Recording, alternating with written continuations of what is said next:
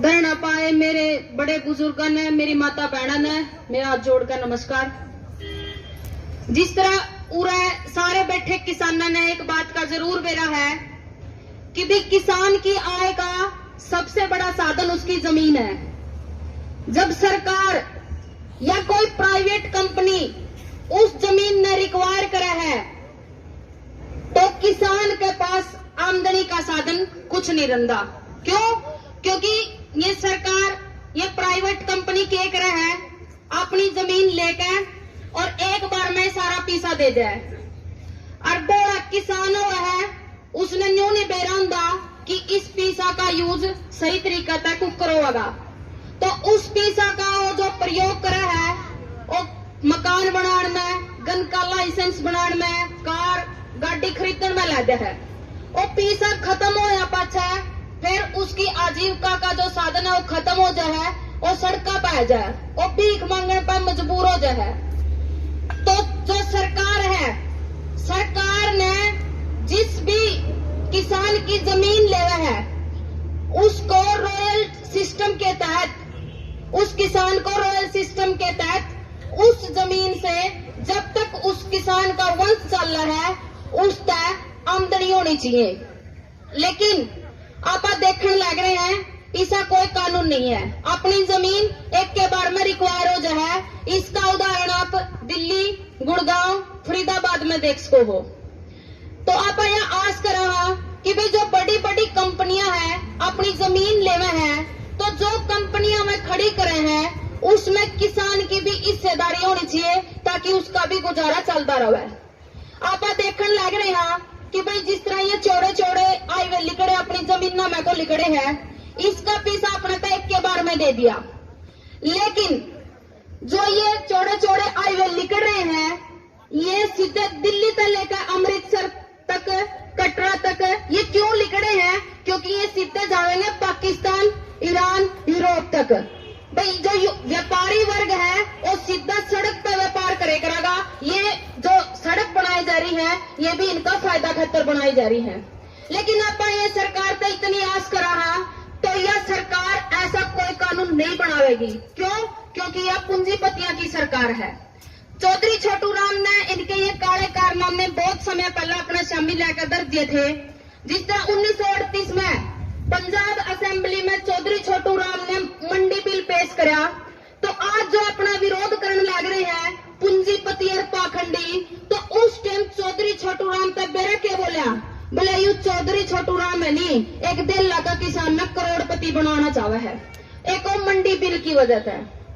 तो जिस टाइम चौधरी छोटू राम ने 4 गोल्डन बीज लेकर आए थे, किसानों का हित खातर 4 गोल्डन बीज लेकर आए थे, तो आज जो अपना विरोध करने लग रहे हैं ये पूंजीपति और ये पाखंडी, उस टाइम चौधरी छोटू राम का विरोध करे करते, न्यू कहे करते ये तो काले कानून है।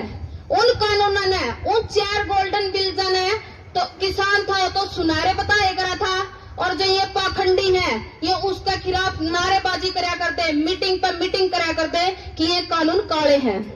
आज यह पूंजीपतियों की सरकार, चौधरी छोटू राम ने जो अपने खातर कानून लेकर आए थे उनके खिलाफ ये काले कानून लेकर आए हैं। आज किसान मजदूर सड़कों पर बैठा या कहने लग रहे कि ये कानून काले हैं, और जो पूंजीपति और पाखंडी हैं वो इसके खिलाफ क्या कहने लग रहे हैं ये कानून सुनहरे हैं। तो फर्क समझो कड़ा रह गया, फर्क रह गया अपनी समझ में। जो अपने पूर्वज थे वो अपने पूर्वज थे तो उनने किसान नेता चुनिया, जात धर्म अक्षेत्र जात पात सारा सौदा एक करना का अपना किसान नेता चुनिया था।